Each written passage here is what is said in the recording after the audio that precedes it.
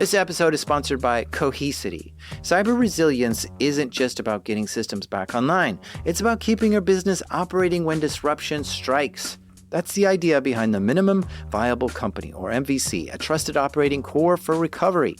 Cohesity built the MVC to help organizations identify the essential applications, data, people, and processes required to serve customers, maintain communication, protect revenue, and meet critical obligations. By restoring this trusted operating core first, organizations can reduce downtime, accelerate recovery, and maintain continuity while broader restoration efforts continue. It also provides a clear recovery target, enabling teams to focus resources where they will have the greatest business impact. Learn more at cohesity.com/resilience. That's cohesity.com/resilience. Cohesity, resilience everywhere.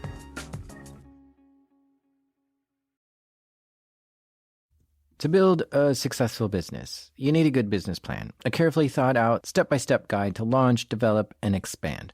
You need good people too, people you trust and can rely on. But the internet has changed how people become entrepreneurs. It's made it easier to find good help and easier to find customers. Digital technology and the internet have created a whole range of new opportunities for businesses and entrepreneurs. But there's a flip side to these innovations, a darker side. You see, the criminal underworld has also benefited from the explosion of digital technology and the internet. Criminals make business plans too. They build networks and work together to advance their illicit agendas. When greedy criminals set out to execute a business model, armed with the powers of the internet and a hacker or two, they can achieve astounding criminal feats. And the thing is, it's not easy to catch a cybercriminal. Hacking is mostly invisible. It's quiet, secretive, and always done under the cover of the internet. It's like the perfect burglary that takes place in pitch black. There's no trace of the perpetrator on the CCTV camera footage, no fingerprints, and no leads. With hacking, it's all digital, so whatever virtual fingerprints you might have left behind can be covered up, deleted, or hidden. This is why so many cybercriminals get away with their crimes. This is a story about a group of very savvy businessmen who made a fortune exploiting people online. These are true stories from the dark side of the internet. I'm Jack Rhysider. This is Darknet Diaries.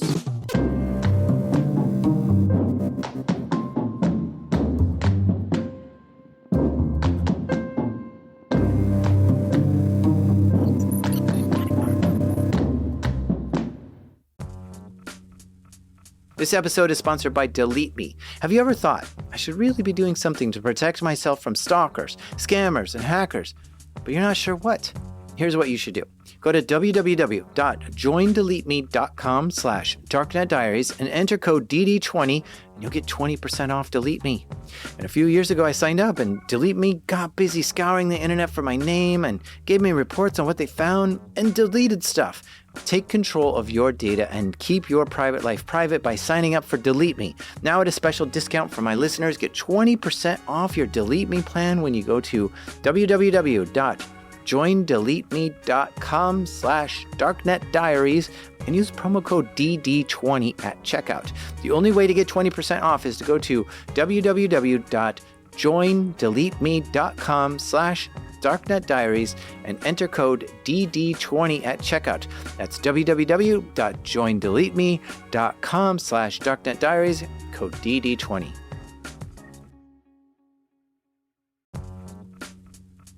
This episode is sponsored by Rippling. These days, you can chat with AI about almost any business problem, but only Rippling AI is built to solve them. That's because Rippling is the only AI built on your live global workforce data, giving you full visibility into your business and the ability to take action with AI that executes across departments. Say you want to retain top talent. Just ask Rippling, who are my top performers this year, and instantly receive a workforce report highlighting your best employees with supporting data like comp ratios, performance reviews, and engagement metrics. Rippling AI can turn these insights into proposed retention strategies, including a recommended 10% spot bonus for top performers. So don't settle for AI that's all talk. Head to rippling.ai/darknet and get AI that turns insight into action. That's Rippling, spelled Rippling. Rippling.ai/darknet. Sign up for your exclusive access today. In July 2014, Hold Security, a small firm that specializes in external cyber threat intelligence, made an unbelievable discovery. This small firm, which supposedly monitors the dark web for hacker activity that may be a threat to their clients, reported to the New York Times claiming to have found a credential dump containing 4.5 billion usernames and passwords on the dark web. Now, 4.5 billion usernames and passwords is just a crazy amount of credentials. When Hold Security filtered out duplicates, they were left with 1.2 billion credentials. But still, a credential dump that large would be the biggest credential dump ever found. The New York Times ran with this story, but the security community was pretty skeptical. First, everyone wanted to see what was in the dump, but Hold Security wouldn't reveal this data to anyone. Later, Hold Security announced that for a $120 fee, they would tell companies whether the dump included credentials from their websites. So, with Hold Security claiming they had one of the largest dumps ever and not sharing it with anyone except a few people who paid to search for their own names, it was just a little hard to trust. Alex Holden, the CEO of Hold Security, was interviewed by Forbes. This is what he said. Well, Tom, let me try to clear up the criticisms here. There are two different pieces to this puzzle. First of all, we have 1.2 billion credentials that belong to about 500 million email addresses, unique email addresses. And these are the individuals who entrusted their credentials to different web services, websites. And these credentials were stored on those websites. Unfortunately, through no wrongdoing on the individual side, this information had been stolen by the hackers. So these individuals are the ultimate victims in this particular crime. Later, Hold Security released a summary report of the dump. They said the dump was from 420,000 different websites that had been breached, some of which were Fortune 500 companies. The report listed some of the companies that were breached, and they called the group that stole this data cybervor, which means cyber thief in Russian. 420,000 websites is a huge proportion of the entire World Wide Web. So at this point, even I think this dump sounds a bit ridiculous to me, because it just doesn't add up. But let's switch gears for a second. Imagine you're part of a IT security team at the JP Morgan Chase Bank. You work for the biggest bank in the US and the 6th biggest bank in the world. Your bank pretty much dominates the financial sector in terms of investments and banking. Imagine you're one of JP Morgan Chase's 250,000 employees, scattered across 171 offices in 39 different countries. And imagine you're part of the team that's responsible for protecting data in this bank, which has an annual revenue of $115 billion. Of which about $10 billion is spent on tech and $250 million a year is spent on cybersecurity. There's about 1,000 people working with you in the IT security team at JP Morgan Chase. Now, I'm not sure if any company spends more money on security than JP Morgan Chase, but either way, they aren't messing around when it comes to protecting their networks. So, if you were on the IT security team of JP Morgan Chase and you saw that Hold Security released a summary report, would you take a look to see which companies had been breached? Of course you do. It doesn't matter if it's real or not. Your company is spending every dollar it can to do everything to protect the network. You'd definitely be looking at this report. You'd be looking at every report that might have anything to do with JP Morgan Chase's IT security. So that's just what happened. An IT security analyst at JP Morgan Chase did read Hold Security's report. In it, Hold Security claimed the website for a charity race sponsored by JP Morgan called Corporate Challenge was breached. This site had been used by JP Morgan employees to register for the race. It was hosted by a company called Simco Data Systems. As it happened, Simco Data Systems was also mentioned in the Hold Security report. It claimed that Simco had been breached too. So if JP Morgan Chase employees were registering at that site, then it's possible their data was stolen. And this caused the IT security analysts at JP Morgan Chase to look into this a little more. So, the security team at JP Morgan Chase contacted Simco Data Systems to investigate the claims made by Hold Security. Simco Data dug around their network logs and confirmed that the Corporate Challenge website was hacked and breached.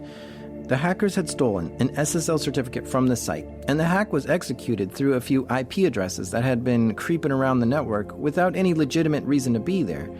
2 techs from the JP Morgan Chase office in Columbus, Ohio, went over to Simco Data Systems office in Michigan to get copies of any forensic data they could find.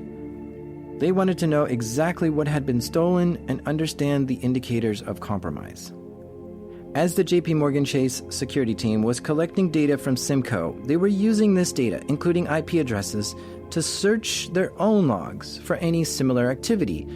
They were looking for any trace of a breach and any sign of activity from the IP addresses associated with the Simco data breach. And sure enough, they found the same 11 IP addresses that had been used to execute the Simco breach had also been used to attack JP Morgan Chase. What's more, some of these attacks against JP Morgan Chase had been successful. The biggest bank in America had been hacked, and they never even knew it happened. At this point, JP Morgan Chase contacted the FBI and handed over these IP addresses to the Financial Services Information Sharing Analysis Center. This is an organization that circulates this kind of data to banks and financial institutes so they can check whether they have been breached. Up until this point, JP Morgan Chase had kept this whole situation under wraps while they were working to figure out what was going on. But this kind of breach is a huge deal, and they weren't going to be able to keep quiet about this for long. We don't know exactly how the hackers jumped from the charity's website into the bank's servers, but I've got a few theories. First, it's possible that the hacker gained access to this Corporate Challenge charity site. How? Possibly by hacking through Simco Data Systems, which was the hosting provider for the Corporate Challenge charity site. So if the hosting provider got hacked, then the hackers would have access to the back end of all the other websites that hosting provider hosts. So if they got into the Corporate Challenge website that way, they could have accessed the credentials for all the JP Morgan employees that were registering on the site. And maybe some of those username and passwords were the same usernames and passwords used to log into JP Morgan Chase's network. This kind of tactic would likely work because so many people reuse passwords on multiple sites. Any JP Morgan employee who used their JP Morgan network password on another site would have made their network vulnerable for this kind of attack. So that's one theory. The other is that this hacker crew might have targeted an IT admin at JP Morgan Chase through spear phishing or some other attack that got them remote access into the admin's computer. And if a hacker was able to do that, they'd be able to steal that IT admin's network credentials and do whatever they want from there. Either way, what we know is that this hacker group did have a valid login to a JP Morgan server. And with that, they were able to get past the huge front gates of the super secure JP Morgan Chase network. But once they got past the front gates, they still needed to figure out where to go. It's as if they broke into a bank but didn't know where the safe was. They were just wandering through the network, and they hadn't actually gained access to anything valuable yet. There was an old server that the bank used to manage employee benefits data. It was still running, just not used very often. See, there's 250,000 employees at JP Morgan Chase, and they're using about 500,000 computers in this network. It's not easy for such a large company to manage 500,000 computers. And in this case, the employee benefits server had been neglected. It wasn't updated with the latest security patches and features, and it wasn't set up for two-factor authentication, which would have required users to enter a time-sensitive token code with their password to get in. The hackers discovered this server on the network and used their stolen credentials to log in. This is a perfect example of when two-factor authentication probably would have stopped these hackers from getting any further into the network. Anyway, once a skilled hacker establishes access to a network, they're going to want to create a persistent connection and elevate their privileges. They'll need a persistent connection in case their connection gets dropped. Then they have a guaranteed way to get back into that server. So the hackers created a backdoor into the JP Morgan Chase network. This was a point of access that only the hackers would know about, but the security team wouldn't be able to detect them. And once they did that, they began crawling around the network, looking for something in particular. They slowly made their way towards the systems they were after. They were good, hiding their tracks, doing things just the right way to avoid setting off alarms. and avoid being detected by antivirus scans. For months, these hackers had been creeping around, quietly accessing databases and exporting data to their own servers as they went along. And all the while, they were silent and invisible. In all, they breached over 90 of JP Morgan Chase's servers, which included multiple databases used to store customer information. This story became public on August 27, 2014, when Michael Riley and Jordan Robertson reported on this hack in an article in Bloomberg. They revealed that there'd been a successful breach at JP Morgan Chase, and they said it was the work of Russian hackers. The accusation that this was a nation-state attack on U.S. financial infrastructure grabbed the attention of the U.S. financial system. Could it be that Kremlin-sponsored hackers had managed to get inside the networks of JP Morgan Chase, breach layer after layer of security, and make off with tons of customer data without JP Morgan Chase knowing anything about it? It wasn't until the bank filed a disclosure with the Security Exchange Commission on October 2nd that we learned more details about this hack. And it was way worse than anyone thought. The hackers had accessed multiple customer databases and stole 83 million personal identifiable records of JP Morgan Chase's customers. These records were associated with 76 million households and 7 million small businesses, pretty much all located in the U.S. To put that into context, in 2014 there was something like 127 million U.S. households. So that's around 60% of all U.S. households that got their information stolen from this hack. The idea that Russians were behind this hack and that they were probably state-sponsored wasn't all that surprising. I mean, just a few months before this, the U.S. had put a load of heavy sanctions on Russia's financial infrastructure. See, in 2014, that was the year when Putin decided he wanted to take the Crimea Peninsula from Ukraine. Putin dispatched scores of massed armed soldiers to Crimea, and they seized the territory, raising Russian flags, and then went on to take control of the cities and the Supreme Council building. The Supreme Council is sort of like the Crimean Parliament.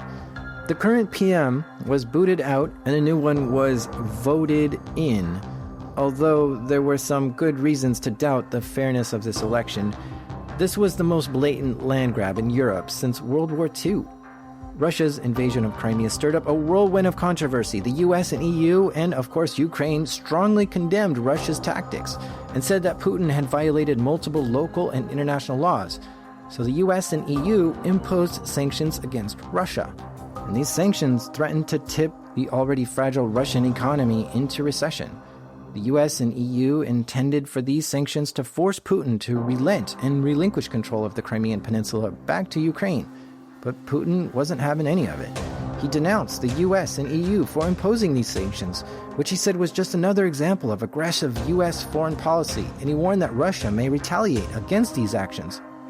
So it seemed possible that the hack on JP Morgan Chase was the first volley of Russia's retaliation.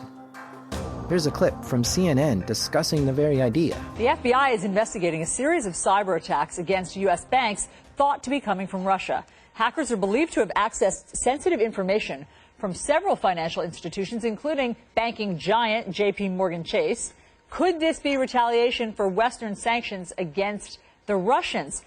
Christine Romans is here with more. Is this retaliation? Well, that's what the investigation is going to have to really zero in on here. Quite frankly, Allison, a U.S. official tells us that the location of the hacker still isn't clear. But given the sophistication of this, the cybersecurity community is saying this investigation appears to center and should definitely center on Russia. Now, hackers from Russia are often top FBI suspects, and the timing of the hack has raised suspicions given recent U.S. sanctions against Russia. Also, still this big question, the motivation. Still unclear if the attack was financially or politically motivated or if it was some sort of espionage. Banks have very tough security. Getting through that and getting account information, getting so much information, definitely not an easy task. Now, in response to this breach, JP Morgan said companies of its size experience cyber attacks every day, and the bank has measures to protect itself. And again, the FBI U.S. officials are investigating just what the cause was of this cyber attack. For JP Morgan Chase, this attack came at the tail end of a really bad year. They lost a heap of staff in the previous months. In 2013, their chief information officer resigned and took a position as the CEO of a payment processor called First Data. And around this time, 5 other senior staff from JP Morgan Chase also quit. This included the information officer and chief of security for their IT teams, In early 2014, a new chief of security was appointed, James Cummings. He helped to recruit a new information officer, Gregory Rattray. So, when this hack was carried out in July 2014, the top IT leadership had only been in place for about 6 months. Both Cummings and Rattray were former U.S. Air Force, and they were both convinced that this attack was state-sponsored and probably executed by Russians, and they thought this hack represented a threat to U.S. national security. I have to wonder, though, whether their military training and experience biased their interpretation of this hack. After all, they would have been used to dealing with state-sponsored attacks while in the military. So it's not like this hack couldn't have been what Cummings and Rattray thought it was. But the problem is the FBI's analysis just didn't match up with Cummings and Rattray's. The FBI had several specialist units working on this hack. They pulled in their cybercrime unit, the Secret Service, and Homeland Security to investigate this attack. And all of this analysis wasn't enough to convince the FBI that the hack was executed by a nation-state, or that there was a clear threat to national security. So that set off this weird political drama over the data that had been stolen from JP Morgan Chase. See, there was this system in place that was supposed to capture any stolen data in a hack like this.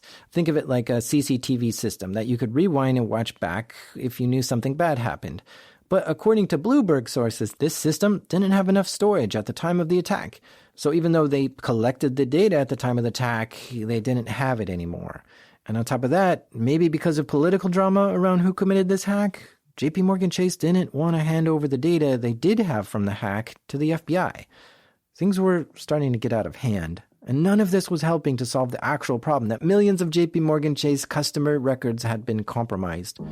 2 weeks after the hack had been discovered, the assistant director of the FBI's cyber division, Joseph Demarest, had a conference call with JP Morgan Chase's COO, Matt Zames, James Cummings, and Gregory Rattray.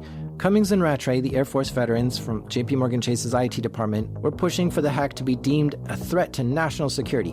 And if they got their way, the U.S. Department of Justice would excuse them from any obligations to tell their customers about the hack. The idea of this policy is that if a hack is a threat to national security, then it should be kept quiet as possible while it's being investigated. But in the end, the FBI thought it was more likely that this hack was done by a group of clever and skilled criminal actors rather than a nation-sponsored threat actor.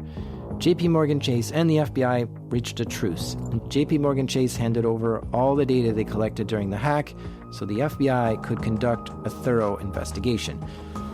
But geez, this was a bumpy ride to get there. Jordan Robertson, the journalist from Bloomberg who originally broke this story, talks about what happened between JP Morgan and the FBI. One of the questions we set out to answer 8 months ago when this breach occurred was why we were hearing such a different story from folks who were familiar with the bank's investigation, which they said, the Russian government was believed involved, versus the law enforcement investigation, which, was indicating a criminal attack. And the answer to that is, the bank is staffing up on, former senior military officials, cyber warriors, and they come to these problems with a very specific, mindset about who's responsible for hacking. And, there's a fundamental difference between studying attacks on military infrastructure versus studying attacks on the private sector. The private sector faces a lot more for-profit criminal activity than the military does, and that really animated the bank's investigation. Very interesting. Now, the military approach, that's led to some problems, Jordan, right, that you found out, including some clashes internally, but also with the FBI as well, right? Yeah, what happens is, you hire people who are really great at offensive cyber operations, and they're great network attackers. Defending a network is a whole other matter, and dealing with law enforcement beyond that is another matter entirely. And what we found was that the bank repeatedly clashed with the FBI and the Secret Service over information sharing. The Secret Service went so far as to threaten to subpoena the attack data because they believed they were not getting it in a timely fashion. And a senior FBI official, had to intervene on his agent's behalf to facilitate that information sharing more quickly. So there were clashes, at multiple levels, and a lot of it traces back to this difference in mindset between the military and private sector. So now the FBI were hunting down these hackers, using the IP addresses JP Morgan Chase and Simco Data Systems had found on it.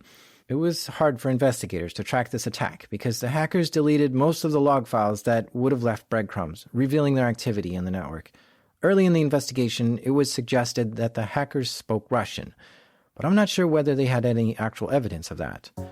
Now, what about these IP addresses the hackers were using? Well, investigators started tracing these back and found the IPs were from different countries all over the world. The computers that had launched these attacks were located in Russia, Egypt, Czech Republic, South Africa, and Brazil.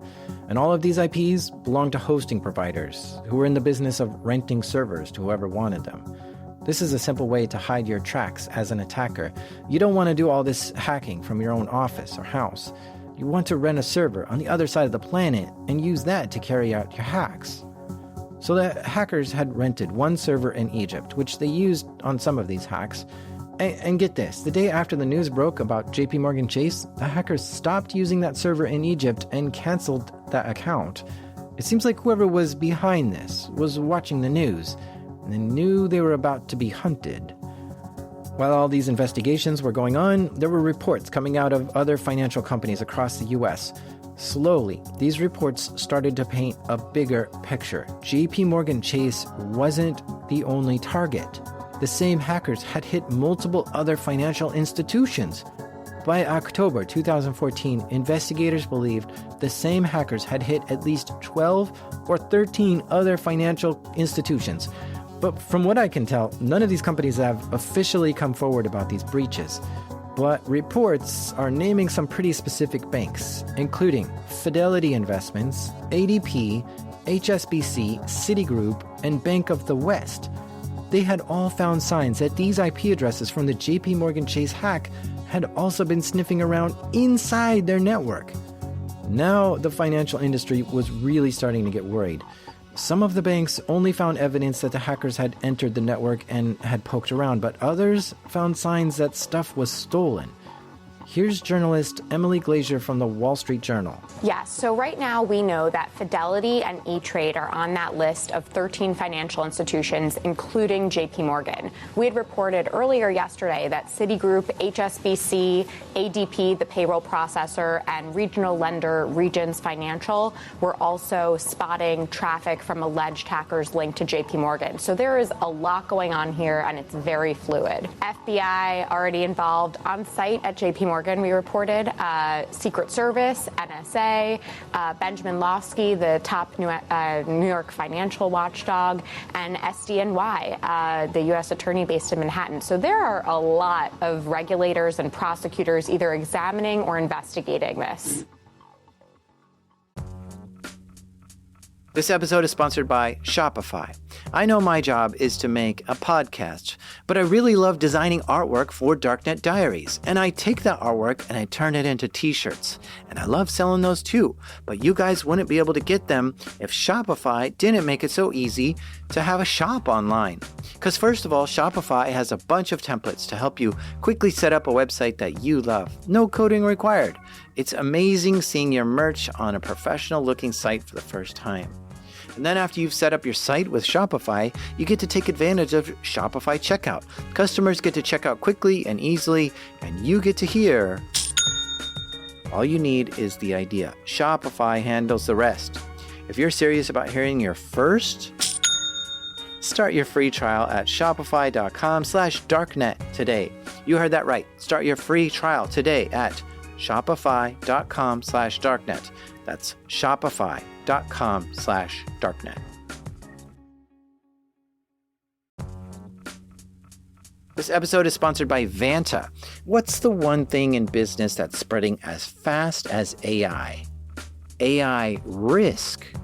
Every new tool your team signs up for, every vendor that turns on AI features, every new integration, each one is an opportunity for something to go wrong. And most security programs weren't built for AI's pace of growth. Enter Vanta. Vanta is helping companies like yours watch for the risks that show up between audits across your vendors, your AI tools, and your whole environment. How? The Vanta agent works like a 24/7 GRC engineer in the background, finding issues, drafting fixes for you, and cutting vendor assessment time by up to 50%. Whether you're a fast-growing startup or a global enterprise, Vanta is here to help you automate your security and compliance and earn and prove trust. Get started today at vanta.com/darknet. That's spelled VANTA. Vanta.com/darknet. So it's early 2015, 7 months after the hack, and the JP Morgan Chase security team is still working on the investigation. Internally, they were calling it the Rio investigation. They hired outside experts, plus some tech executives, to form a control board panel. The job was to meet every 2 weeks and figure out just how this hack was going to affect JP Morgan Chase and their customers. And they also needed to make sure these hackers could never get in the systems again. The year all these financial companies got hacked was a pretty big year for large data breaches. Target was breached at the end of 2013, and they had 40 million customer credit card records stolen. eBay was hacked less than 6 months later, in May 2014. Their customer database was breached. In September 2014, while JP Morgan Chase was working on the Rio investigation, Home Depot discovered they'd been hacked too. A heap of credit card information from their customer database appeared on the dark web.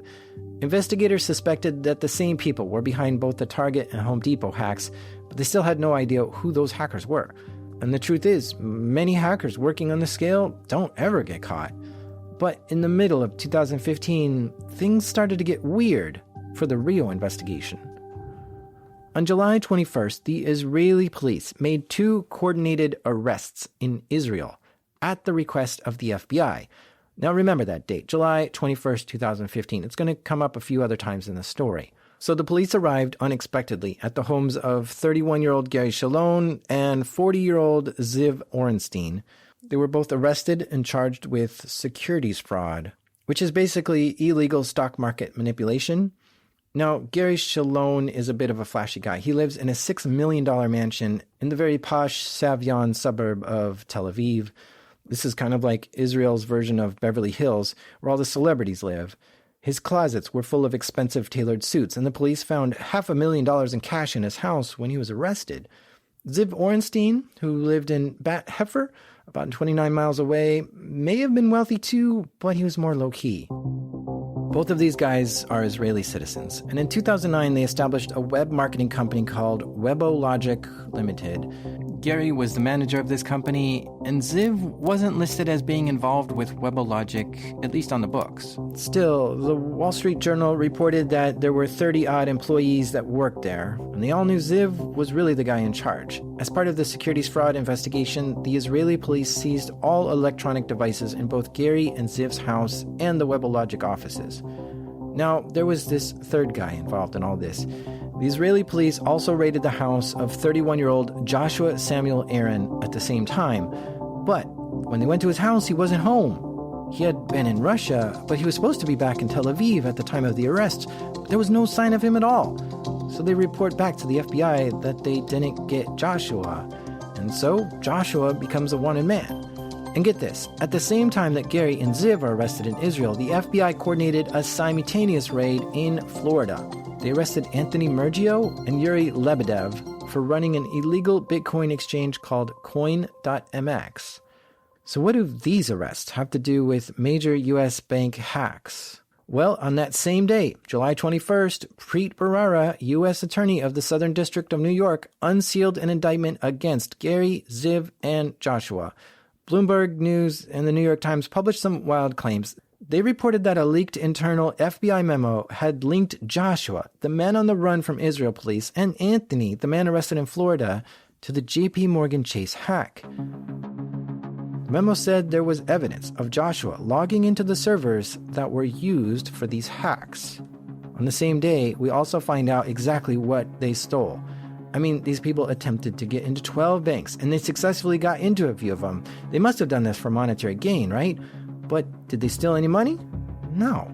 I mean, I can think of a number of ways they could have stolen money. Obviously, a bank the size of JP Morgan Chase has a lot of money in its accounts, and the hackers could have moved some of that money around. Okay, but there's other ways they could have made money too, like the Chase Bank gift cards. Imagine if they got into the database of those, or prepaid debit cards, or they could have manipulated the bank's reward point system.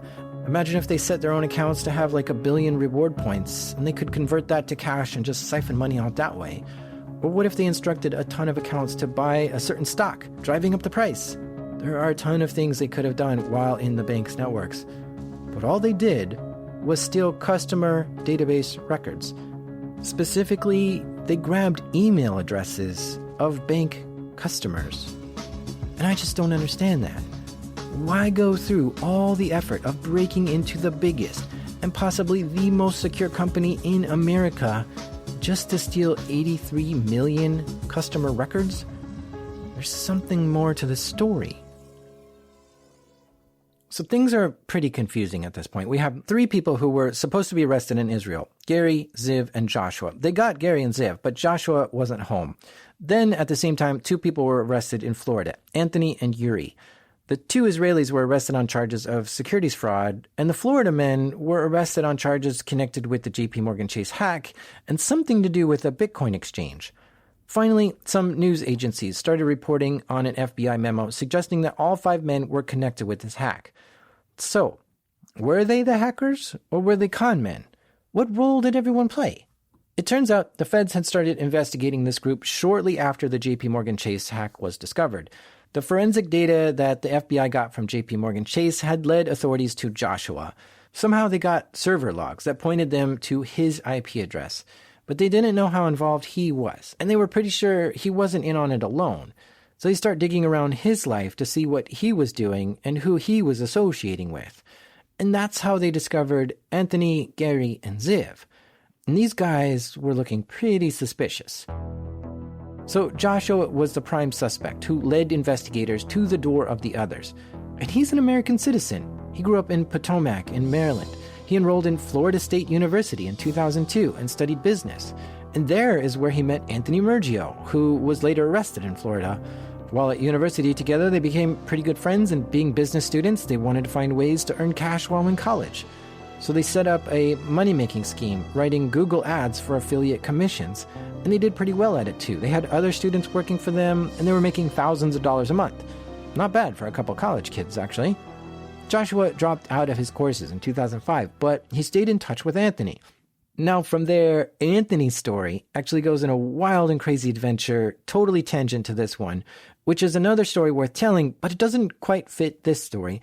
I mean, he was arrested in connection with this story, but Anthony tells me he was only arrested so the feds could get information on Gary, because Anthony and Gary started a Bitcoin exchange together called Coin.mx, and they purposely hid from financial regulators and even went so far as to take over a credit union to look legit. So the feds swooped in on Anthony for his illegal Bitcoin exchange and because they knew he was working with Gary. Okay, so back to Joshua, the man on the run. In 2013, Joshua set up an internet marketing business with a partner who had a history of defrauding stock markets. Apparently, this guy had been banned for life from the Financial Industry Regulation Authority for marketing useless stocks, sort of a pump and dump kind of thing. You buy up an unknown stock, try to inflate the price of it, and when it's at its peak, you dump it and make a massive profit. But Joshua's partner got caught doing this and got banned. So after that fell apart, Joshua moved to Israel. And it seems that's where he met Gary Shalom, and that relationship started. By 2014, Joshua and Gary were running their own stock fraud scam with Ziv Orenstein, who was one of Gary's associates. They had been running that WebOlogic business together in Israel. Now, the feds didn't think it was actually Gary, Joshua, or even Ziv that carried out these hacks, but it looked like they were working with whoever did. So as the feds investigated Gary, Ziv, and Joshua, they find these guys are up to their necks in scams and plots and may have been connected to some serious hacking. By October 2014, internally, the feds have totally rejected the idea that these hacks were state-sponsored by Russia. No, it wasn't the Russians. It was this collection of con men and fraudsters who've been operating huge scams under the radar for years. So let's take a look at this indictment that was unsealed by Preet Bharara on July 21st, 2015. It was a lawsuit brought by the SEC, the Securities and Exchange Commission. They're the U.S. federal agency that enforces security laws. This lawsuit was brought against Gary, Ziv, and Joshua for 6 stock market scams they pulled off over the previous 4 years, and it included details about how much money they were making off these scams. Let's take a look at the first one. They were buying stocks in a company called Southern Home Medical Equipment, a U.S. company based in South Carolina that provided healthcare services across the country. In May 2011, Gary and Joshua bought the company's stock at 1.7 cents each, not quite 2 cents per share. And they launched their own marketing campaign for this company, hyping it up, writing articles about how great it was, and telling everyone that this company was about to go to the moon. Gary was the savvy business guy. He knew stocks inside and out, and Joshua was the marketer. He was great at selling anything. They successfully raised Southern Home Medical Equipment's stock price from just under 2 cents per share to 33 cents per share before selling off their stocks in the company. Their net value in that stock rose 1,800% in just 6 days. But the problem was that all the marketing they did for this company was made up. They had faked the numbers and the news about this company in order to temporarily inflate the stock price. That's why this kind of market manipulation is illegal. If you've seen The Wolf of Wall Street, you may recognize this idea, because that movie is about a similar kind of scheme. The Securities and Exchange Commission sent 2 lawyers down to review our files. So I set them up in our conference room, and I had it bugged, and the air conditioning turned up so high that it felt like Antarctica in there. Then, while they were looking for a smoking gun in that room, I was going to fire off a bazooka in here, offering up our latest IPO. An IPO is an initial public offering. It's the first time a stock is offered for sale to the general population. Now, as the firm taking the company public, we set the initial sales price, then sold those shares right back to our friends. Look, I know you're not following what I'm saying anyway, right? That's okay, that doesn't matter. The real question is this: was all this legal? Absolutely not. But we were making more money than we knew what to do with. Gary, Joshua, and Ziv were in the business of manipulating the stock market and getting people to buy stocks based on false information.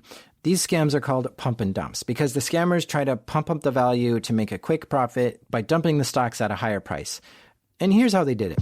First, they forged documents so that they could present themselves as stockbrokers. So they were already working under false pretenses.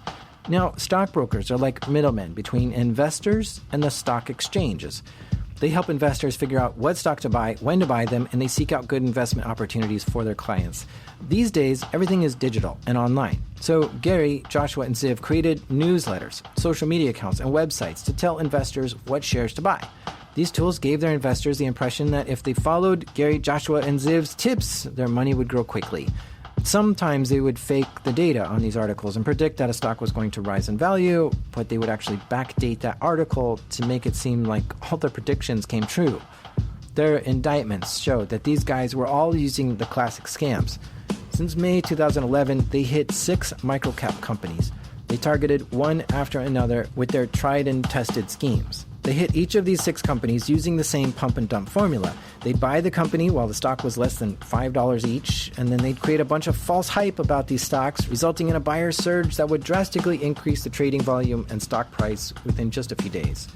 In 2011, they made about $460,000 doing just 3 companies. Then they upped their game. In February 2012, they hit a company called Mustang Alliance, which is a mining corporation. In just 1 week, they bought 2 million shares of Mustang Alliance, increased the share price over 65%, and then sold the shares for a $2.2 million profit. Altogether, they collected $3.5 million in just a couple years running these scams. But this wasn't their only racket. Gary was the head of operations and CEO of their company, WebOlogic. He had the final say on all these decisions, and he found a couple of stock promoters to bring in on these scams. Their job was to advertise and promote different stocks and shares all day long. And they would go hunting for companies that they knew could easily be promoted to be a pump and dump. But they did more than that. So, in case you didn't know, there's a big difference between being a public and private company. Basically, it has to do with who owns the company. A private company is owned by some group of people, usually the founders or management group or private investor. But a public company is a company that has sold some of its shares to the public through a stock exchange. This means that part of the public company is literally owned by members of the public, the people who have purchased shares in the company. And that's why they're called shareholders. Also, private companies can't sell shares of their company on the stock market. And it's actually really hard for a private company to become a publicly trading company. It's a long process that takes years. Even for legit, fast-growing companies, they have to apply and be audited before they can be listed as a publicly trading company.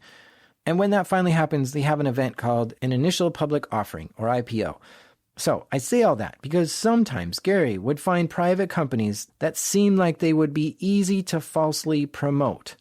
He worked out a system to help these companies go public so that he could run his pump and dump scams using their shares.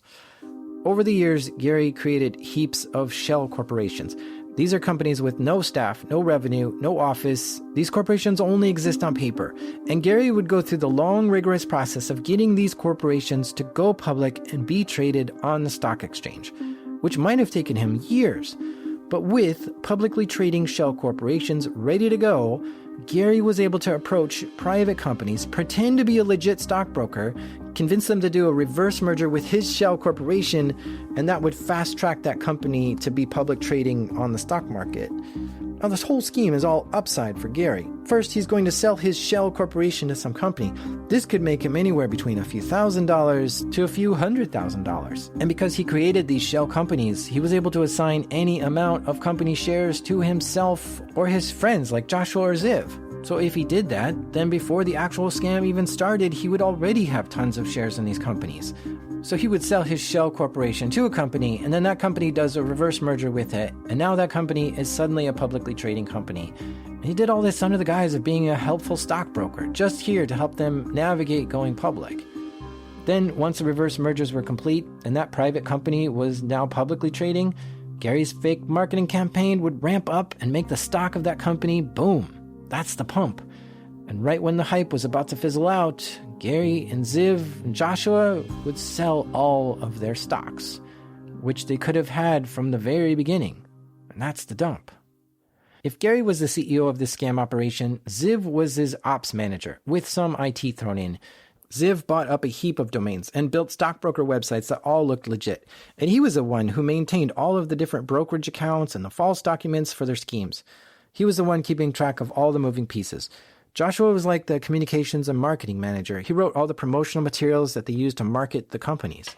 And with this systematic approach, and with all the pieces ready to move, these scams were really just a matter of bombarding people with marketing and buying and selling stocks at the right times. Now, at this point, you might be wondering, how is any of this connected to the breach at JP Morgan Chase? Well, we're almost there. Bear with me. See, over time, as these guys were marketing stocks, they were starting to do some email marketing.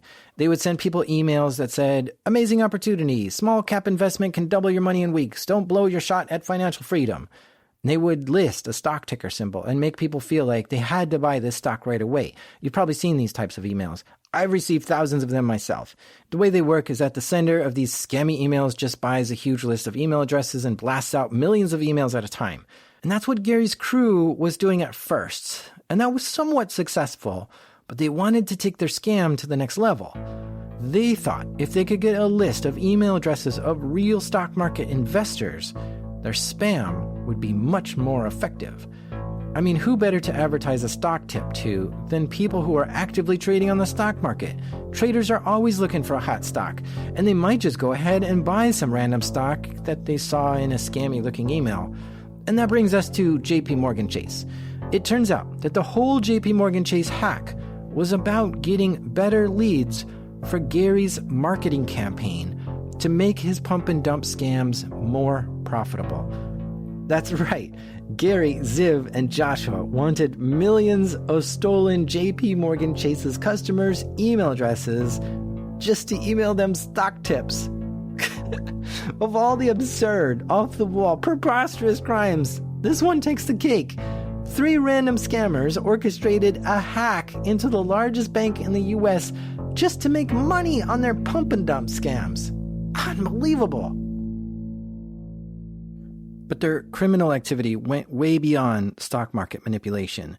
Stay with us, because after the break, we'll hear what else they did. This episode is brought to you by Black Hat USA. Every story on this show comes back to people. The researcher who found the flaw, the defender who caught it, the ones who can't afford to be wrong. Once a year, those people gather in one place, and that place is Black Hat. For nearly 3 decades, it's been where the security community comes to share what it's learned, the hard way. Join them in Las Vegas, August 1st to 6th. Take your pick from 100 hands-on training and hundreds of peer-reviewed briefings across the threats actually keeping people up at night. AI, cyber conflict, systematic resilience, and identity. If the stories on this show pull you in, Black Hat is where the people behind them go to stay one step ahead of what's coming next. Prices go up July 17th. Use code DARKNET for $200 off your briefing pass at blackhat.com. That's blackhat.com, code DARKNET. On the same day Gary and Ziv were arrested, July 21st, 2015, an Israeli newspaper reported that another indictment had named them both. But this time, it was for a huge illegal online gambling operation, an operation that was supposedly even bigger than the stock fraud scams they'd been pulling. When this report came out, the online gambling forums just lit up. It turned out that Gary and Ziv were behind the well-known dodgy online casinos Effective and RevenueJet. These are actually groups of casinos owned and operated by companies called NetAd Management and Millor Limited, and had dozens and dozens of online gambling websites. For years, the casino sites ran by these two companies had been getting called out by the gaming review sites as being scams. The review sites actively warned players not to use Gary and Ziv's online casinos. In fact, in 2010, Casino Meister gave Effective Group the Worst Casino Group Award, citing their terrible customer service and failure to pay players their winnings. Now, all these sites under Effective and RevenueJet used gambling software called Rival and RTG for their games.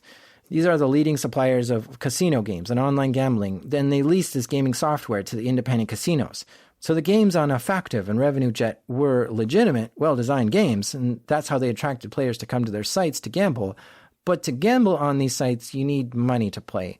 And when winners would actually win money, that's when Gary and Ziv would start pulling some shady business.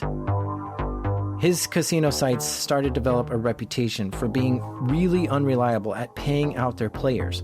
When a player made a cash-out withdrawal request, there were all kinds of delays. Security procedures would make players wait 90 days. Some players waited the 90 days for their money, only to be told their cash-out wasn't valid because they didn't play at the casino for the last few weeks. Sometimes they wouldn't pay the whole amount, maybe just a percentage, just to keep the players guessing. But that would be as far as it went. Often players would just give up, take the loss, and move on to a different site. Or they'd end up gambling away their winnings and playing more games in the casino. By avoiding paying out the players, these sites were racking in tons of cash. Like the JP Morgan Chase hack, this is an absurd scam that doesn't make any sense to me. An online casino, by its very nature, makes a ton of cash. The odds are always in the casino's favor to win, even without scamming anyone. Maybe you've heard the term, the house always wins. Yeah, that's about casinos. They are literally money printing machines for the owners. So why treat the players so poorly?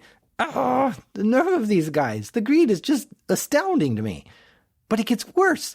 Just after the arrest, the NetAd Management Casinos network collapsed, just stopped. None of the sites were loading at all, and the executive director of the Gambling Portal Webmasters Association said that he got a notice that the Effective was closing its operations effective immediately. It seems like as soon as the indictments came through, someone pulled the plug on the casinos.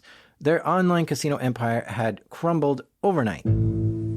At that time, Gary and Ziv were in custody in Israel, and the U.S. was trying to get them extradited to face these stock fraud charges. Joshua was still nowhere to be found, and with his indictment unsealed, his name showed up on the FBI's most wanted list. But still, we don't know who actually conducted the hack against JP Morgan Chase and the other 12 financial institutions. Gary, Ziv, and Joshua were market manipulators, shady businessmen, and con artists, but they weren't hackers. And we know they had the stolen email addresses from the JP Morgan Chase hack, but how did they get them? Breaking into JP Morgan Chase's network is not an amateur hacking project. Whoever did it really knew what they were doing.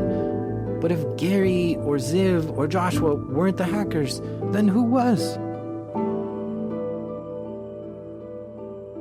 A year after JP Morgan Chase discovered they'd been hacked, several more financial companies received visits from the FBI informing them that their networks had been breached, and they had evidence to prove it. So these companies started to send out letters to their customers. In October 2015, the online discount stockbroker E-Trade sent a letter to all their customers explaining that their network had been breached and that customers' personal information had been compromised. They said their database was breached, which contained 31,000 E-Trade customers' data. Scottrade, another online stockbroker, revealed that they were also hit by these hacks, but their breach was way bigger. They believed that the personal information of 4.6 million of their customers had been stolen. Dow Jones sent out letters too. Now, they're not a financial institution in the way of a bank or a broker is, but they're a big publisher of financial information. They've been going for 137 years. They published the Wall Street Journal, Market Watch, and Barron's. In October 2015, they informed their customers of a data breach. In their letter, they explained that the hackers may have been in the system for 3 years, but they'd only found evidence of the theft of 3,500 people's contacts or payment data. There were clues like IP addresses and the malware and the data that was stolen, which made authorities suspect that these hacks were all conducted by the same hackers. A month later, all the evidence came out. On November 10th, 2015, Preet Bharara, the Attorney General of the Southern District of New York, unsealed a superseding indictment against Gary, Ziv, and Joshua, and it was a bombshell. Getting indicted for these stock scams probably seemed bad enough for these guys, but now they were really in trouble. Good afternoon. My name is Preet Bharara, and I'm the United States Attorney for the Southern District of New York. Today, we announce criminal charges in one of the largest cyber hacking schemes ever uncovered. The charges involve cyber intrusions over several years, targeting 12 different companies, 7 financial institutions, 2 financial news publications, 2 software development firms, and a market risk intelligence company. By any measure, the data breaches at these firms were breathtaking in scope and in size. The defendants allegedly stole personal information for over 100 million customers, including 83 million customers from one bank alone, the single largest theft of customer data from a U.S. financial institution ever. That bank was JP Chase, as it has disclosed itself. To hide their tracks, the defendants allegedly operated their criminal schemes through over 75 shell companies and used close to 200 identification documents fraudulently, including 30 false passports from 17 different companies. The good news is that the FBI and the Secret Service have cracked this case, and we aim to prove it in court. At this point, the evidence of the case was getting massive. These guys have been running an international cybercrime enterprise. The new indictment accused them of 23 counts, which included computer fraud, hacking, wire fraud, securities fraud, money laundering, identity theft. It just went on and on. This one group had been running this whole system of interconnected illegal schemes. Scam on top of scam on top of scam. They were making hundreds of millions of dollars. What the feds had uncovered here was huge. The scale of this is just incredible. I mean, it's really crazy. But let's stop for a minute and talk about the money. That's what Gary was doing all this for, right? Well, he was living the high life in his Tel Aviv mansion, passing himself off as a really successful businessman. And I guess that in a certain sense, he was a successful businessman, and he did have some legitimate business interests and investments that earned him good money. But to live the kind of lifestyle he wanted, I guess he felt like he needed to keep chasing the next big payday. Anyway, all these scams, the online casino, the stock fraud, the hacks, they were making Gary, Ziv, and Joshua hundreds of millions of dollars. And they couldn't just throw all that into a bank account. That definitely would have attracted some unwanted attention. Banks are required to report deposits of a certain size. And I'm sure that if Gary, Ziv, and Joshua had deposited their hundreds of millions of dollars, they would have triggered some sort of reporting policy. So they needed a solution, a way to launder the money, convert their money from illicit and unusable to clean and spendable. And they came up with a couple of ways to do it. Remember those shell corporations that Gary was using to do reverse mergers with private companies for their stock scam? Well, this also came in handy for laundering a lot of money they were making. Gary and Ziv were moving money around left, right, and center, and they were transferring millions of dollars from their casino businesses to bank accounts in Cyprus, and then shifting it all around through all the shell companies. They had their money laundering down to a science. All they had to do was fill their shell companies' ledgers with transactions for goods and services that they had supposedly been providing their customers. They could then use this dirty money to pay themselves for those made-up goods and services. That way it would look like this money was just shell companies invoicing it and paying out legitimate customers. This left the shell companies with loads of money in their accounts and a nice audit trail that made everything look more legit. And at the end, they had clean money. Gary had 75 different shell companies. He, Ziv, and Joshua had multiple bank accounts and brokerage accounts in countries all over the world. Obviously, none of them were set up in their own names. All three of these guys had aliases they would use. They had 30 different fake passports from across 70 different countries. Keeping track of all these companies and accounts and the false documents and the different names, that must have been a full-time operation just doing that.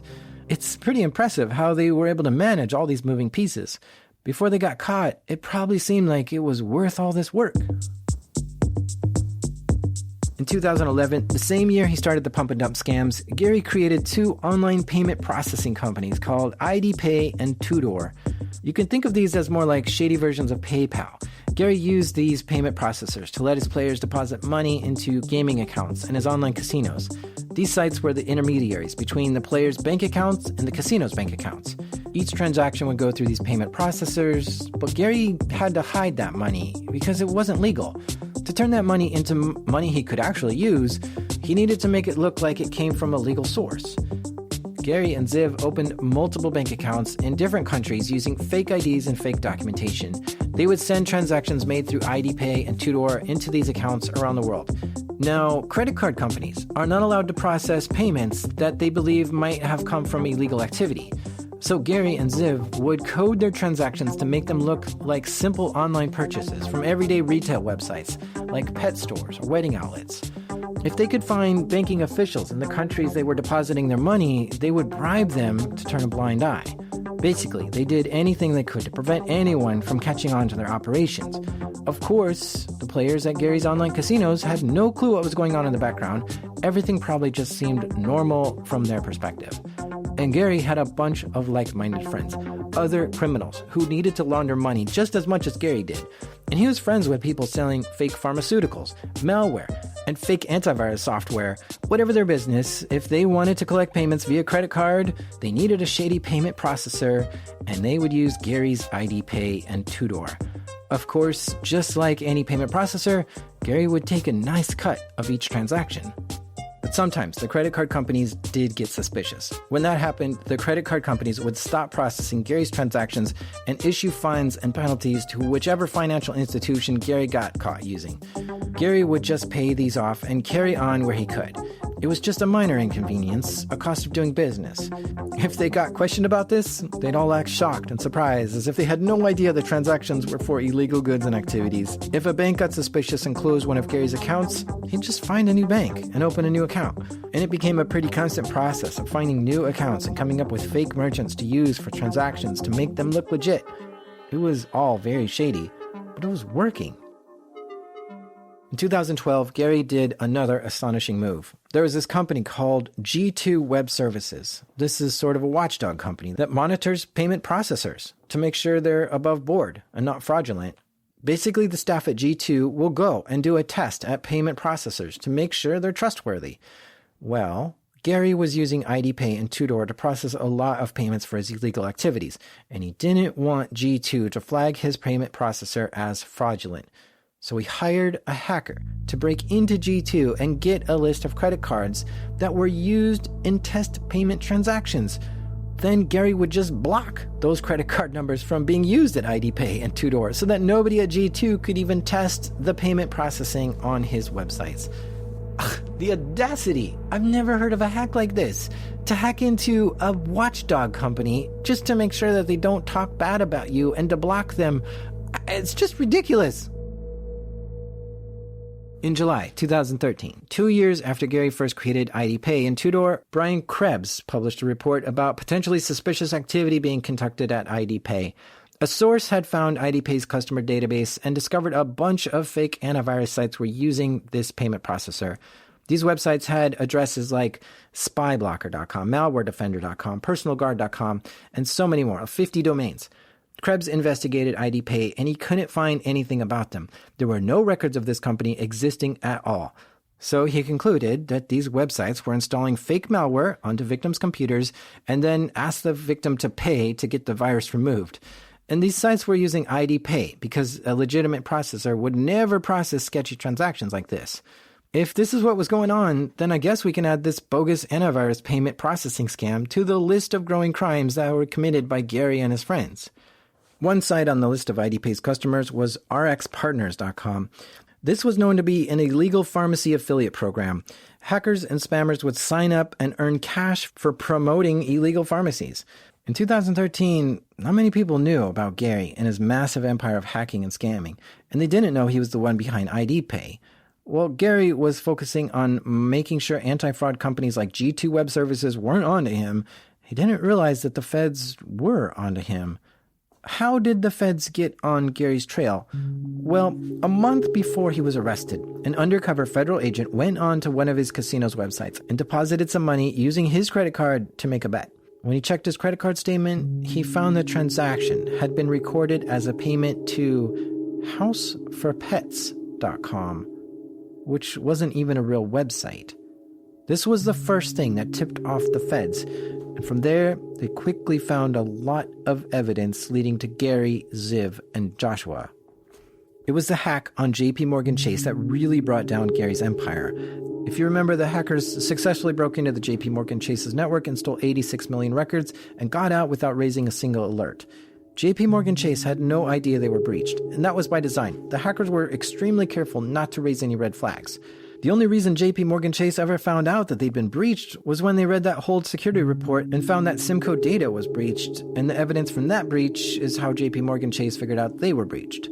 JP Morgan Chase was never supposed to find out that they were breached. So once it came out that JP Morgan Chase did know that they were breached, it was time for the hackers to start covering their tracks. Remember the canceled Egyptian server rental? Yeah, they knew they were getting rumbled. But again, JP Morgan Chase wasn't their first hack. They already got away with hacking 6 other U.S. financial companies. On the same day of the big 23-count indictment was unsealed, a third indictment was unsealed also in Atlanta. This indictment was focused on the hacks, and it tells us exactly how they happened. The feds had confirmed that it was Gary pulling the strings on all these hacks, and they knew Joshua helped him out. But they also knew that neither Gary nor Joshua were hackers, capable of doing this. So the indictment brought charges against Gary, Joshua, and an unidentified suspect, a John Doe, the mystery hacker. Okay, so with this indictment, we learn about how the hacker got into E-Trade and Scottrade. At first, the hacker got a regular login to E-Trade and poked around as just a normal user, looking for vulnerabilities on the site. I'm not sure what he found, but on that same day, 3 of E-Trade developers' servers got accessed by the hackers. But nothing was stolen at that time. Almost a whole year passes. Then Gary tells the hacker the plan to steal customer data from the databases and gives the hacker servers around the world to use. Servers in South Africa, Romania, and the Czech Republic. These were not bulletproof servers, which were untouchable by the feds, but Gary told the hacker they were registered anonymously. So, with the hacker ready, the infrastructure in place, and the plan figured out, Scottrade was the first of the 2 to be hacked. On September 8, 2013, Gary's hacker reported that he'd hit a wall. Scottrade had antivirus in place, and he could only get access to one employee's computer without raising alarms. But this employee had no admin rights, so this slowed down the hacker, and for the next 2 months, he tried and failed to gain access. But on November 22nd, the hacker asked Gary to get him a Scottrade user account, hoping he could use it to breach Scottrade's systems. So Joshua and Gary provided the hacker with a regular user login. And from there, the hacker was able to find vulnerabilities in the site and exploit them to get access to Scottrade's servers. The next day, he was searching through Scottrade's networks for customer databases, and he found them. He looked through a few of the records in the database, and he saw customer name, phone numbers, and email addresses. Bingo.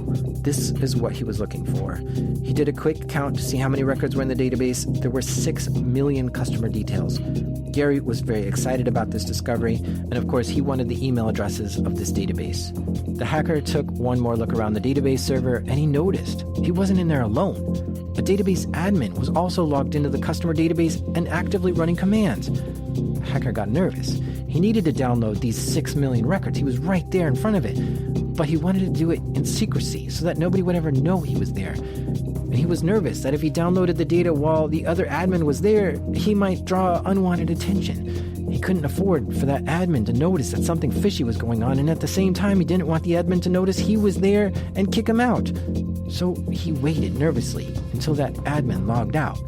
Then he quickly copied 6 million customer records to a server that the hacker controlled, covered his tracks, and disconnected from Scottrade's network. The hacker gave Gary the password and location of the stolen database. On November 25th, Gary sent the hacker a report of the customer data that was stolen from Scottrade. The database included information of 4 million Scottrade customers. 100,000 of them were residents of Georgia. The hacker then added more, around 200,000 to 300,000 bank customers of Scottrade. 2 days later, he breached more databases and added more data to the server. On November 27th, Gary's hacker reported that he now had 6 million records from Scottrade. They didn't waste any time before going to E-Trade. The very next day, the hacker breached E-Trade's server using a brute force attack to gain access to a video teleconferencing server on their network.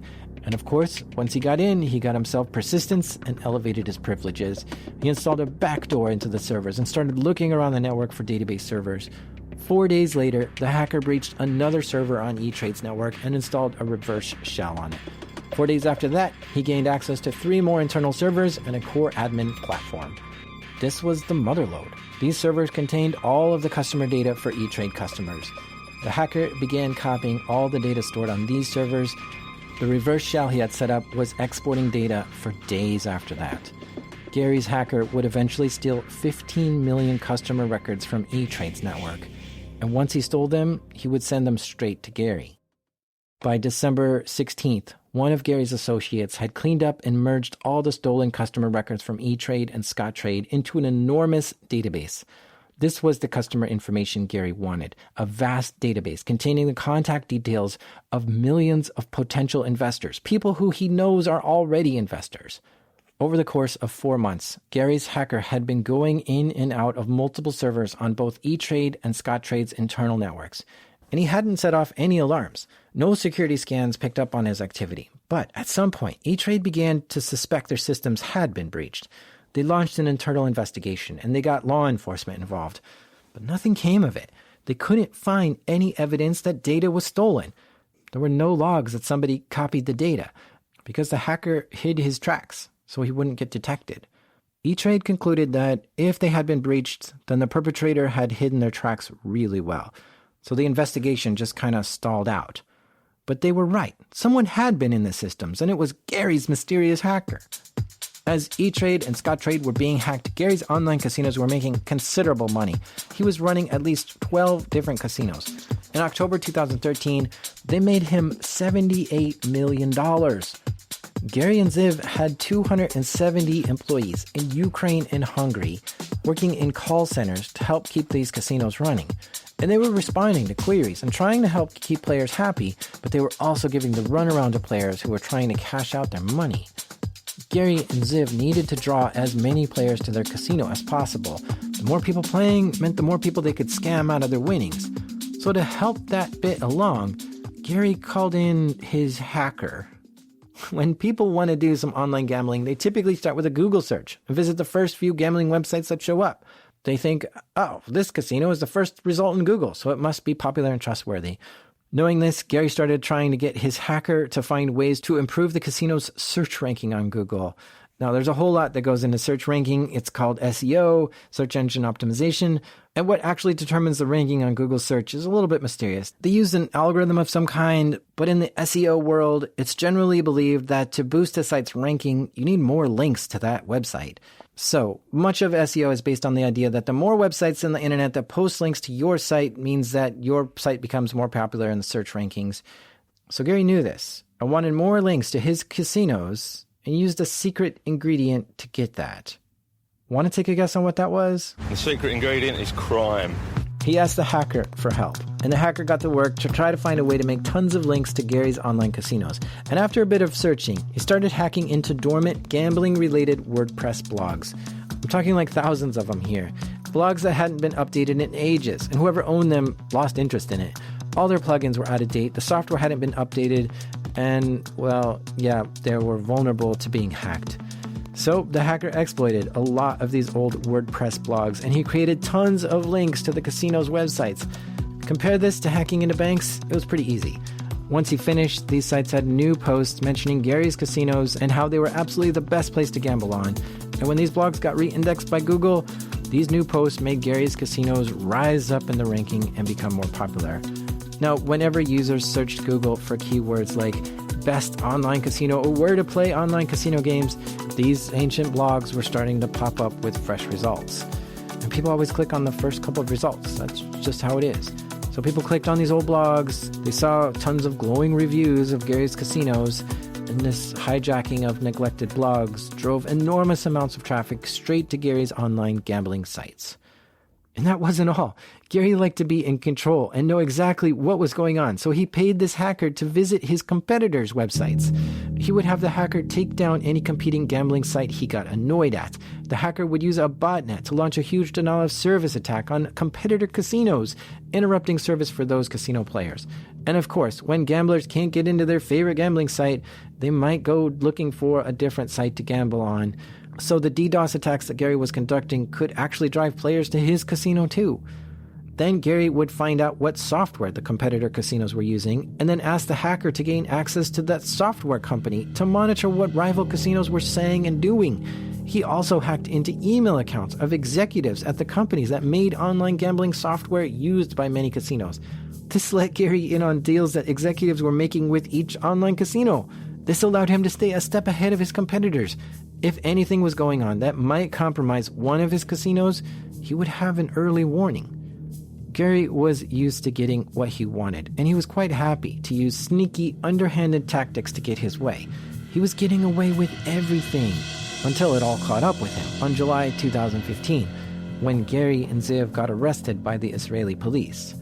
Once the indictment was announced on November, everything went, well, a little bit quiet. The feds and prosecutors were working to prepare their cases. The first thing they were going to do was get Gary and Ziv extradited to the U.S. This was a pretty long process, which took about a year. In June 2016, they were both extradited to New York and found themselves in a Manhattan prison. On June 9th, they appeared in Manhattan federal court. Both Gary and Ziv pleaded not guilty to the long list of charges against them. But there was still one guy out there, Joshua. Joshua was still somewhere in the wild, and the FBI was searching everywhere for him.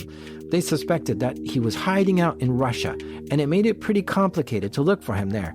But then, Joshua just solved that problem for them. It turned out Joshua was in Moscow all along, and on December 14th, 2016, his attorney called the feds and said Joshua's going to turn himself in, and he's flying into the JFK airport in New York.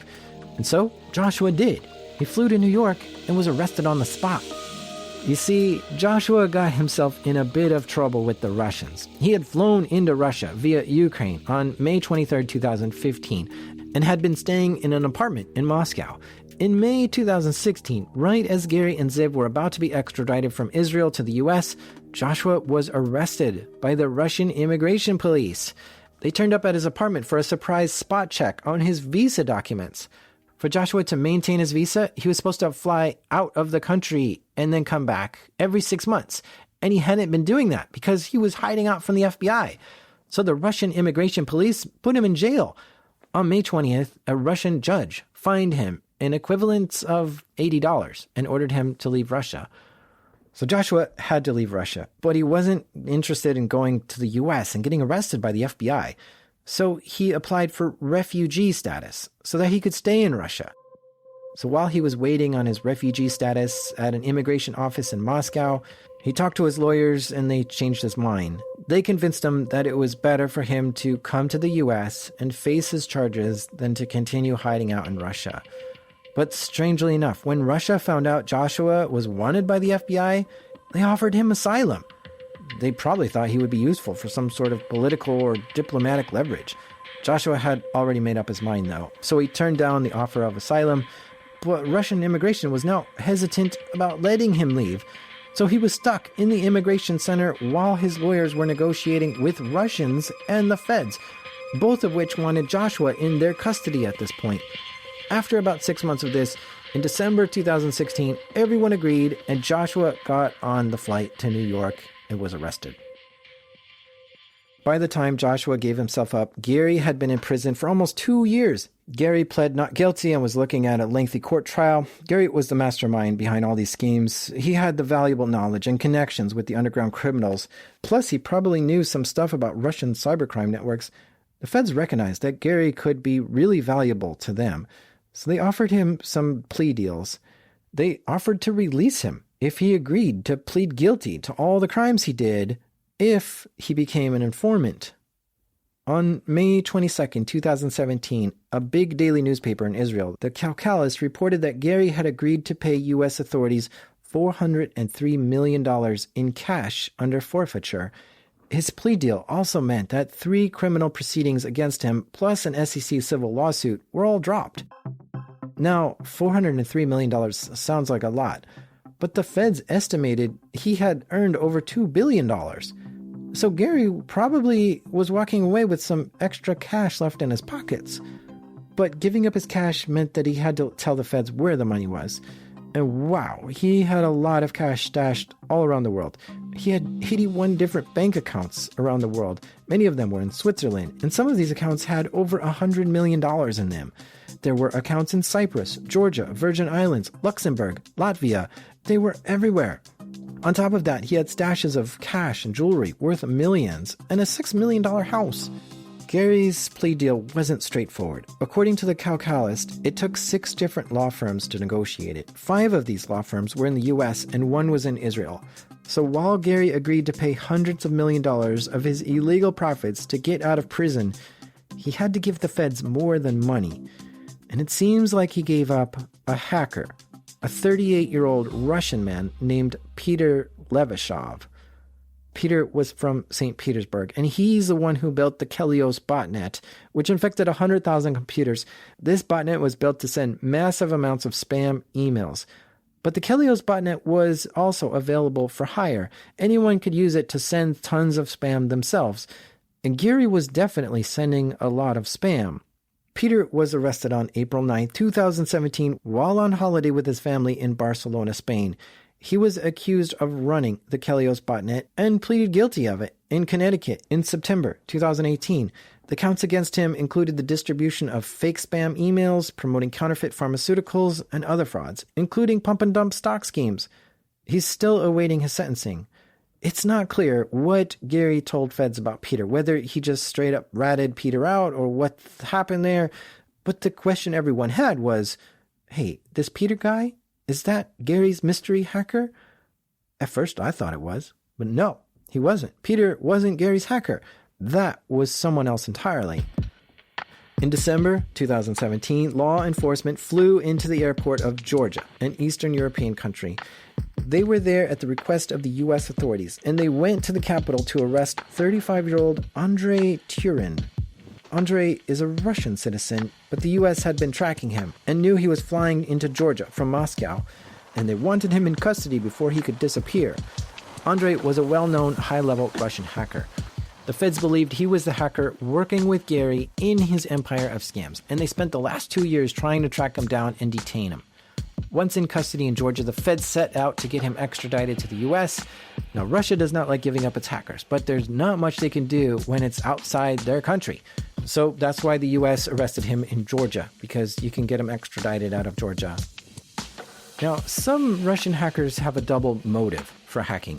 They work on a freelance basis, taking jobs from whoever is willing to pay their fee. But they may also be looking to pass any juicy information they find to the Russian government or anyone else who's willing to pay for this information. So, regardless of who's paying for the hack, the hacker is always the first person to get their eyes on the data. Sure, the hacker will upload a copy to whoever hired them, but there's nothing stopping them from uploading a copy to someone else too. Although the FBI had ruled out the possibility that the JP Morgan Chase hack was executed by the Russian government, U.S. intelligence had apparently found some evidence to suggest Andrei was getting some protection from the FSB, Russia's intelligence agency. It hasn't been confirmed, but some evidence suggests that the FSB tried to recruit Andrei, while other bits of evidence suggest he may have had a bigger role in the operation run by FSB. Either way, it took almost a year for feds to get through the red tape and bring Andre onto U.S. soil and book him into a federal prison. Now, a quick aside about U.S. attorneys. This case was being handled in the Southern District of New York, and Preet Bharara was the U.S. attorney for that district. So when the U.S. government brings this case to trial, a federally appointed attorney handles the case. But when Trump was elected president, he had Jeff Sessions order all 46 U.S. attorneys from Obama's administration to resign. Preet Bharara had met with Trump a few days earlier and did not get the impression that he was being fired.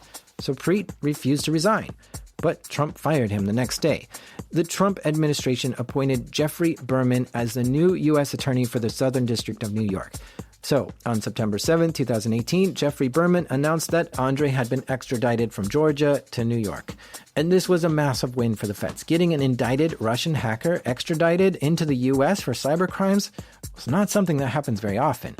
Oh, and as for the U.S. attorney for the Southern District of New York, Geoffrey Berman, Trump fired him too. I guess Trump didn't like that Berman was investigating Rudy Giuliani, Trump's personal attorney, regarding some suspected criminal activity. So Trump put Jay Clayton in place to be the current U.S. attorney for the Southern District of New York.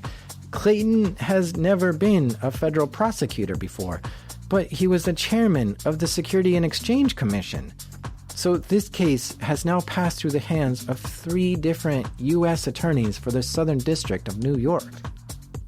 Andre was charged with 10 counts, including computer hacking, conspiracy, wire fraud, and identity theft, all relating to Gary's enterprises.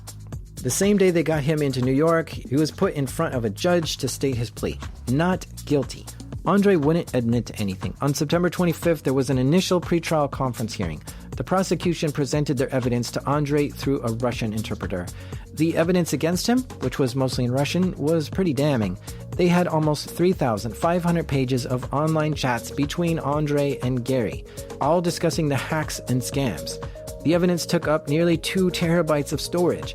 And they also had evidence from devices seized from Gary and Ziv when they were arrested in Israel, which all pointed to Andre being involved in this. They had the data from the hacked companies too, like logs and records from the hack, and that resulted in another few terabytes of data, which was not looking good for Andre. The data from the JP Morgan Chase hack was over 3 terabytes just on its own. The prosecution and defense had to agree on a way to deal with all this digital evidence. I mean, you can't just print all that out. It's just too much information. And it's not like it's just some long text document. Lots of this evidence was complex, technical data. Prosecutors and defense attorneys aren't computer experts, so they needed to get all this data into a format that they understood that could be used in a court case like this. So the prosecution and defense worked together to figure out how they were going to do that. And what followed was a long line of adjourned court dates and pretrial hearings. For a full year, nothing moved in terms of court appearances. And then, suddenly, Andre's case ended in one day. On September 23, 2019, Andre submitted a change of plea. He was now pleading guilty. Andre admitted to conspiracy to commit computer hacking, wire fraud, unlawful internet gambling conspiracies, and conspiracy to commit wire fraud and bank fraud. So in pleading guilty to these 4 counts against him, he was admitting to hacking 8 different U.S. financial institutions between June 2012 and August 2014. These include JP Morgan Chase, Fidelity, Dow Jones, E-Trade, and Scottrade. Publicly, at least, Andre's conviction was the first in this entire case. His lawyer said that Andre was hired by the masterminds of the schemes to hack these computer networks under their instructions. Because he pleaded guilty, there will be no trial for Andre, but he is looking at a lengthy prison sentence. His sentencing date, just like his hearings, have been repeatedly adjourned, and he's currently awaiting sentencing. Gary is believed to be out of prison and living somewhere in the U.S. Until his forfeiture is completely paid, he's not allowed to fly out of the country. Information about his court hearings or progress on his remaining charges are hard to come by. I mean, if Gary is an informant, then that means that a lot of his court documents are going to be sealed. And a lot of his court documents are sealed. So it's just one of those things I don't have a visual into.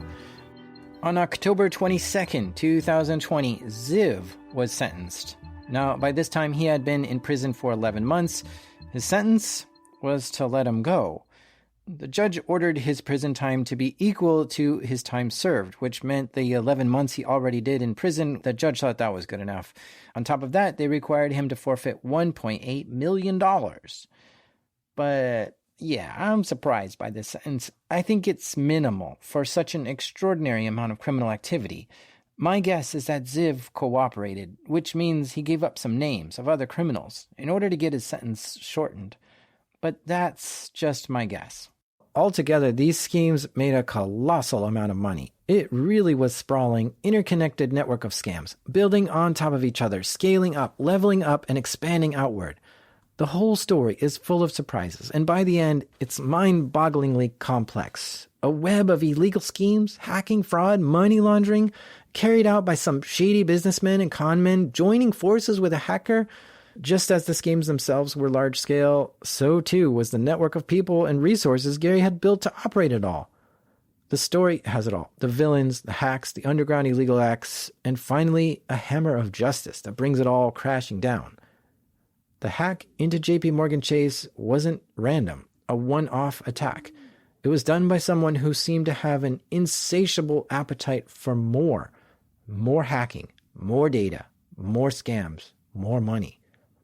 Sure, there's an element of glamour to Gary Challone's story. The money, the fancy watches, the mansion. But there's also an element of desperation. I mean, what was the point of all this besides just wanting more? How many hundreds of millions of dollars more did he need? From my point of view, it's like none of these schemes seemed big enough for him. No amount of money seemed satisfying enough. And at the end, it kind of seems like it was all an endless desire that eventually led to the destruction of Gary Challone's empire.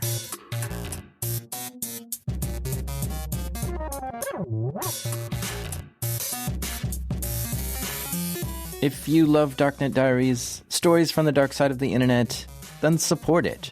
Go to patreon.com/darknetdiaries and join the group of the most amazing people, the people who keep my network running. I talked with one Patreon member the other day, and he told me he drove for 8 hours while listening to the show. What's funny is he only had to go to the store to get some bread, but the show was so addicting that he kept driving around just to listen. If that's the kind of listener you are, then consider giving back to the show by supporting it at patreon.com/darknetdiaries. Join today, and I'll grant you special access to bonus content and an ad-free feed. Thank you. This show is made by me, the Spider Buyer, Jack Resider. This episode is written by the Crime Traveler, Fiona Guy. Sound design and original music was created by the Graphical Interface, Andrew Merriweather. Editing helped this episode by the Window Gazing, Damien. Our theme music is by the sound system, Breakmaster Cylinder. And even though, back in my day, we didn't have USB, we only had USA. This is Darknet Diaries.